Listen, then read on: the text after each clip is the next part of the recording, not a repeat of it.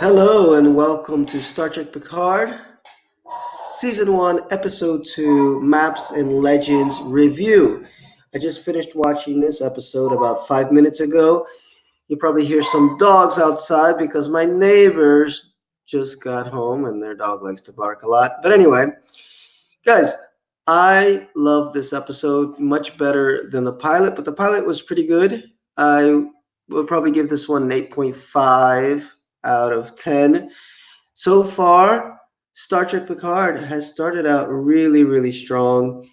I love the pacing. I love the more laid back style.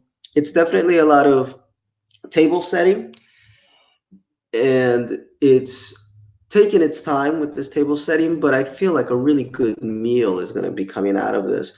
So that's my initial thoughts. Going through the episode, I love the opening where we have what happened 14 years ago with the synthetic life forms.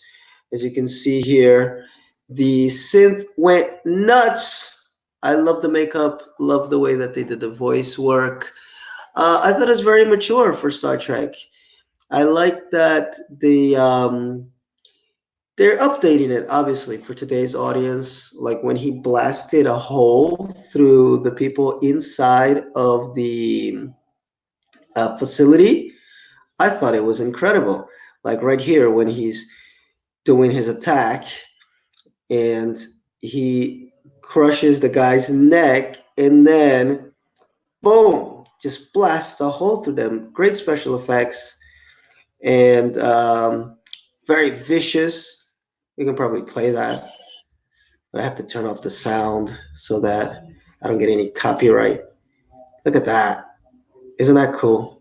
I mean, hopefully CBS is not going to shut my channel down. I took the sound off. But very cool opening sequence.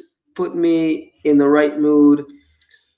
Let me know that Star Trek Picard is not going to be just meandering, talking all the time, although this episode had quite a lot of it. But there will be some action, and it's action that makes sense, not just action for action's sake. And it's definitely balanced. And I think that's what this show needed to open up with some balance. I spoke last week a little bit about how Star Trek Discovery, I don't think, found that balance in the first season, moved towards it in the second season. And hopefully, this third season, it really is able to just breathe. But this is not the Star Trek Discovery podcast, they will be coming later. But this is Star Trek Picard. And so far, so good. Really good. Can't wait to see what comes next. Opening sequence there. Here we go. Star Trek Picard. And loving this relationship with Picard and Laris and the other Romulan whose name I forgot. They are his rocks. They are like the Riker and Troy, or maybe the Guinan of the series so far. I know they're going to go into space soon, hopefully next episode or the one after, because, we'll talk a little bit about how meandering it is. It seems to be meandering a little bit too much at points. But does that mean these guys stay on Earth and they kind of become background characters? I hope not, because I really, really I like them a lot this week, especially Laris. But she was mostly the one that had the most scenes with Patrick Stewart. No dog this episode, by the way. I missed number one. But they gave a little bit of background about how there are no synthetics in Romulan culture, to how they kind of hated them. Although there was some video out there that seemed to debunk this. I didn't get a chance to see the video. But timeline continuity, come on, guys. It's Star Trek. When has Star Trek ever had good timeline continuity? Hey, Chekhov never met Khan in the greatest of the Star Trek movies, by the opinions of many fans, Star Trek The Wrath of Khan. Extreme timeline continuity. So just relax and enjoy the show. Because it's well written, it's well acted, well filmed. So far, it's probably been the best sci-fi I've seen in a long time. And I had been watching The Expanse, which is really good. But I'm really loving this so far. By the way, you can see I kind of had a pirate copy of this. Sorry, I can't afford stuff. I'm poor. Okay. Oh, I always forget. Like and subscribe to the channel. I always forget to say that. Like and subscribe and hit the little bell, because the little bell will let you know when a new page is up. So they have this nice little conversation in Picard's living room. Meanwhile, they're having this side venture kind of happening at the same time, where they go back into not Jad, sorry, what's her name? Daj, Vaj, whatever. They go into the synthetic that got blown up last week. It's gonna take me a while to get names right, especially when I'm trying to do these like 5 minutes after I finish. I'm one of those people that can watch a movie, be totally engrossed, remember the tiniest details as far as plot and location and color of the dress. Oh, what was the main character's name? Unless it's in the title, like Forrest Gump or something, I'm like, I don't know. So sorry about that. And she's going on about this Jad Vash, which is this secret Romulan, I mean, more secret than usual Romulan secret sect that really, really hated synthetics. And she thinks that they're behind everything that's going on with the assassination of the girl from last week.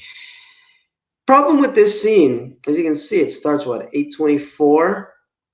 So we got 1 minute. That's 1 minute, which for TV is a long time. Okay, 2 minutes. Seemed like it went on forever. That's 3 minutes. That's 4 minutes. That's 5 minutes. That's 6 minutes for TV. That's like forever. So we had about 6 minutes of classic Star Trek technobabble, of her explaining that they swiped the room. If you remember from last week, the assassination attempt right at the start of the episode, somebody swiped the room, but maybe they left some evidence behind, and they found what that evidence could have possibly been. And then she's just going on and on about what she's doing. This is so Star Trek. In a way, I was like, it put a smile on my face, because it's like so classic Star Trek, explaining the ridiculous stuff that you're doing that makes absolutely no sense. Um, but it's usually faster. I mean, Discovery did a little bit of this too, but at least they did it fast. It was like boom, boom, boom, boom, boom, and in Star Trek: The Next Generation would do it and also be quick. LaForge would say something and you would just be like, yeah, whatever he said, and then he would do it. Maybe a minute long, 2 minutes at most scenes that involve technobabble, but this was like 6 minutes of exposition via dialogue, which is the biggest no-no, right? In when you're doing visual work, show don't tell. Plus a lot of technobabble, like a lot. I had to replay it to try to figure out what she was doing. I was figuring it out as far. I mean, it was pretty simple. She was just trying to explain how it is that they made the computer files all look the same, so it'd be really hard for them to find out where this girl's sister is. Am I saying their name? It's Asha, Daj, and Asha, because there's Jad Vash and there's Daj Asha. This is very difficult. uh, so, and it's the twin sister, Data's daughter, apparently, who is in the Borg cube. Love the scene with the Borg cube that comes up right about now, where they do the inside look. They're going all down through it, showing all the insides. I think it's the first time we've actually seen like the inner workings of the Borg cube, and these two are kind of getting it on. And we don't really know what Asha's mission is yet, why she's on the Borg cube. We don't even know. Well, they explained a little bit more why the Romulans are there. They're trying to get some of the technology.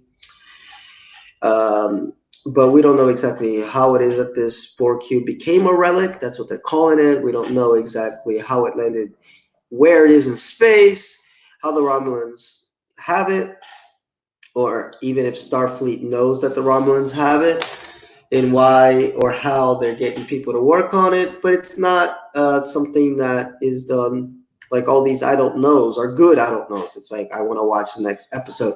Like last week, I was reading some of the Facebook comments, and people were like, well, actually, I think they asked all these questions like, why are they on this Borg cube? Why are there Romulans there? And I'm like, I think I answered.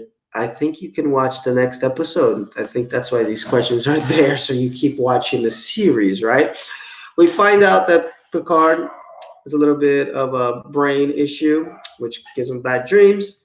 Not curable. He talks to his old friend, the doctor, used to be on the Stargazer, and needs to be reinstated into Starfleet. Sweet scene. But he kind of tells Picard, hey, man, it's not, you're too old for this, right? Do you really want to go out there in the cold? And he says, I hope that whatever is out there kills you first. So we get a little bit of Picard going back to Starfleet headquarters. I love this scene where the kid doesn't know who the hell he is. Love the uniforms too. So far, again, using love a lot. I'm really enjoying the series. It's very, very good. It's just enough. What's the word? Nostalgia, but it's very much now current. The politics of it, it's so cool. I mean, this is, like I said, probably the best sci-fi show I've seen in the last couple of years is The Expanse. I'm not finished it yet. I'm still going through it because of how realistic it felt. The political intrigue with the science fiction aspect, it just hits all the right buttons. I love politics. I love sci-fi. This show is right there. Like, it feels more grounded even than Star Trek: The Next Generation. I watched Star Trek: The Next Generation, love it, of course, but it's still like it feels dated in a way because it feels like it's a fantasy, right? They're out there in this beautiful starship with carpets and families out in these dangerous places, right? Big debate why are there families out there with all these people, but great show, obviously, still. But this show is grounded so far. I mean, I want to see when they get out into space, but I think even when they get out into space, they're going to be able to maintain that grounded feel, which is more current. That's what people expect to see nowadays in their sci-fi. Those days are kind of gone of like the very, slash fantasy sci-fi. Those days are gone. You can still watch those shows; are still great, but you need to reboot visually and I think aesthetically for your audience of today. TNG, I don't think, imagine if this was filmed in the same style as TNG back then, it wouldn't work. People would kind of laugh at it, okay? There would be a few that, oh my God, finally it's Star Trek the way I remember. Guys, that was a long time ago. It wouldn't work today. By the way, this is the best scene, and she drops an F bomb. She says sheer fucking hubris when he has to be reinstated. Love this scene. Much more than the scene last week with the interviewer. Was a good scene too, but it felt a little bit forced. It felt, oh, here comes a Picard speech because we need a Picard speech. But it felt a little forced because of that. It's like, oh, we know that this is coming. This felt a lot more organic. Loved the two sides of the debate. Hey, when the Romulans needed help, we did our best, but they were our enemies at the same time. A lot of people didn't trust them in the Federation. A lot of Federation planets, or what do you call them, wanted to leave. I think she said 14. So it was a case of, do we keep helping the Romulans and lose 14 of our member states or planets, whatever? Or do we get rid of the Romulans and not let Starfleet implode? And great points, right? I love it when you have a great debate like that where you see both sides. She's not evil. She's not an evil woman that Picard's going up against. And Picard just disagrees. He's like, wait, Starfleet is supposed to be about helping people regardless, not helping just ourselves. So that's where she's like, sheer fucking hubris. It was great. And he stands up and they go at it. Great scene. The best scene in the series so far. We're introduced to this new girl out here in this Borg cube. And this part is when I started to think of the Expanse, because, the Expanse has the scenes that takes place on these mining colonies, and they're on the mining ships.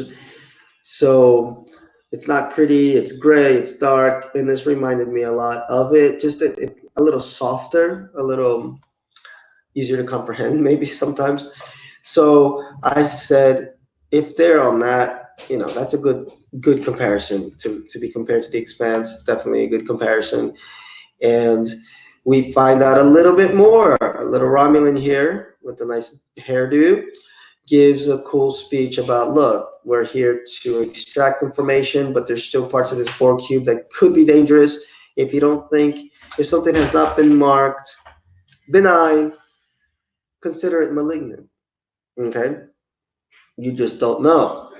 And he went on about, don't go to these sections. There's still some parts, some ex-Borg on the ship. It was a really cool scene, and it gave us a little bit more information about what the Romulans are doing on the ship. So they're building up. They're building up. We know this guy's up to no good. This was kind of clear that this guy was up to no good. And then, because Picard did not get approval to go out into space, he has a little bit of conversation from the doctor from last week, who knows a little bit about synths. He got some information from her, which I didn't quite get. Okay, anybody in the comments want to explain that to me? I'm a little stupid. Feel free. Love this actress, though. And she likes some Earl Grey. Hot. And so she tells Picard, hey, the real question is not what happened to this girl that died, but where's her sister and what is she out there doing? I love me a good mystery. And we find out that she's out there dissecting ex-Borg and getting their technology. And gruesome scene, by the way. Ugh, look at that. But I enjoyed it. This was beautiful. Beautiful shot of Picard. The clock, time is ticking, age. So much is said in this one shot here. Beautifully shot. So then he calls an old friend, and we find out that, hey, there's Romulan operatives inside the Federation. And we find out also that Picard wants to go out into space. Again, a lot of stuff happening, but actually not a lot happening. So I hope it picks up next week. Picks up the pace a little bit. I mean, this was way more intriguing, though, this episode than the first one. So that's why I forgive it. I actually gave it a higher ranking than last week. And yeah, here it's all laid out. There are Romulan operatives in Starfleet. Yeah. Well, no, Romulans have been in Starfleet before. I'm thinking of Star Trek 6, The Undiscovered Country, but he was kind of a bad dude back then. I don't know what I'm trying to say, and maybe I shouldn't say this because I guess the message of the show is, we should trust people more. We should try to make bridges and not burn them. But I don't know if I trust the Romulans. I'm totally missing the whole point of the show, right? But I don't know if I trust Romulans in seats of that much power inside my organization. They could live on planet Earth. They could do a whole bunch of stuff on planet Earth, but I'm just not sure, given their history. So we had this nice little conversation, and people were complaining. People complain about anything? They were complaining that this is a Star Trek Discovery shuttle. Now, yeah, I'm one of these people that probably wouldn't have noticed that unless somebody told me. And I don't even remember seeing shuttles on Star Trek Discovery. But anyway, but I'm glad, look, it says it's a taxi. So maybe why do they still have these shuttles from so long ago? They're old relics, and they're just used for basic things like carrying people up and down Earth. Why, if the shuttles worked, why let them go, right? And then we are met with this new character whose name is. Oh, I wrote everybody's name down. Oh, I suck. I suck as your host. But I totally, yeah, I got everybody's name down but hers. But she was such a cool character. She was such a good actress. I really love this opening scene here. She appeared out of nowhere. Well, no, Picard asked for her help. She was ready to shoot his ass down until he said, "Hey, there's Romulan operatives in Starfleet." And she asked, "Is that the 86 bottle?" And he's like, "Yes, it is. Some good wine will get you going." So I can't wait to see more of her. I really liked her connection with Picard. We find out that this girl is actually a Romulan with some rounded off ears. That's her brother, and they're trying to find out more about the synthetic life form, the twin sister. And then we have on the next Star Trek Picard. Guys, you're gonna see a little bit of what do you call it? Let's go on Google and let's look up Star Trek Picard episode 2 wiki and find out this actress, this her name. We got Patrick's. It's not Dash Asha. That's the young woman that comes for help. That's the doctor, the pilot of Picard's ship. Rafi. Okay, Rafi Musika, a former Starfleet intelligence officer struggling with substance abuse. She is Rios's partner. Okay, that's who that lady was. And the chemistry between the two of them was just fire. Picard, it's funny.